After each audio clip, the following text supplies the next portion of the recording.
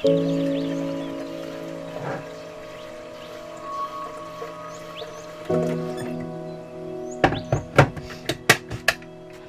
idea of success now is waking up with a smile, being part of this planet, making things better, living my life on my terms. It is not about materialism. It is not about a job title. It is not about what I do. It's about who I am. Who am I at the end of the day? Who are you when you're stripped of everything? You know, when you don't have that job, when all we've done is define ourselves by how much we're contributing to the corporate world, to the material world. It's the sense of joy. I'm successful because I'm living a life true to who I am. I am living a life that I believe will bring joy to others and making a smaller mark on the world.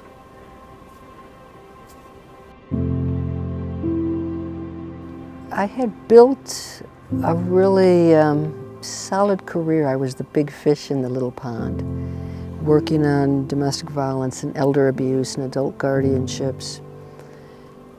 But it really began to take a toll on me in terms of the amount of work and the responsibilities. I felt very ashamed that my workload and my priorities had shifted so much that everything was about work. And I was exhausted, I was burned out, and it stole my life. I couldn't continue. When I started RV life, keep in mind that I had never slept in an RV, never been in an RV, never driven an RV. But I knew it was a means to get to an end, a place of travel, a place of adventure, a place where I can take care of myself. I was alone. I was with 3 cats, so not entirely alone. And initially, I wondered what I was doing. You know, what did I just do? I left this house, I left the community. And over time, I realized that I had to get to know who I was again. And it was uncomfortable. And one thing I learned was I have to feel everything. I'm a single mom. I was the responsible one. I'm the one planning. I was, working this high-level position. I'm the one making decisions. I've always got my stuff together, right? So I didn't realize how much I bottled up my emotions until I hit the RV and I'm on my own and I said, you know what? I'm just gonna feel whatever I want to feel. And I just allowed myself to feel everything. That was the biggest thing. And after about 6 months, I remember I was in hill country in Texas and I feel like, you know what, I found out who I was underneath. I found out I'm a pretty good person. I'm still that same little girl that loved to play and had adventures and allowed me to reach something deeper inside that I didn't know was even there.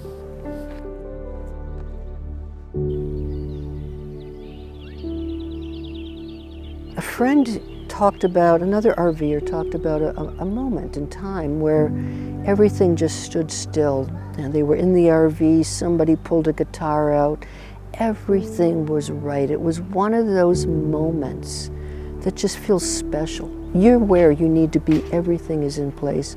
But like a dandelion, where the seeds, you've got the seed head and the wind takes it and it's gone. Those seeds are dispersed. So you have to recognize when you're having one of those dandelion moments. What if we can create a dream life based on those most extraordinary moments of our life?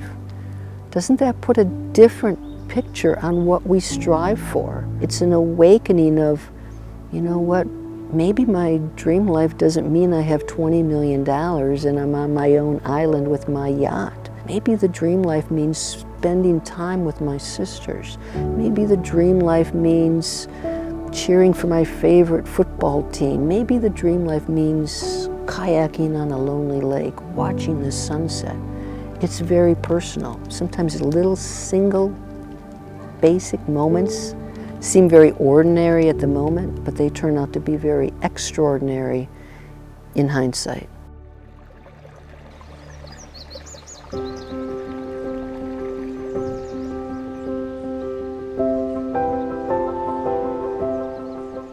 We complicate our lives.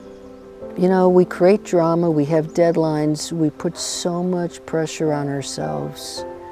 So I grew up on a dairy farm, and everything was very basic, right? The cows needed to be milked, the crops needed to be brought in. In a way, I've returned to simplicity, and I think it's what we're striving for. A lot of us are, because we're on social media. We've got to answer 29 emails by 2 o'clock. We have all of these deadlines that we put on ourselves. I've really discovered time. Time now has sort of stood still. I am driven by the weather, the sunrises, the sunsets, the seasons.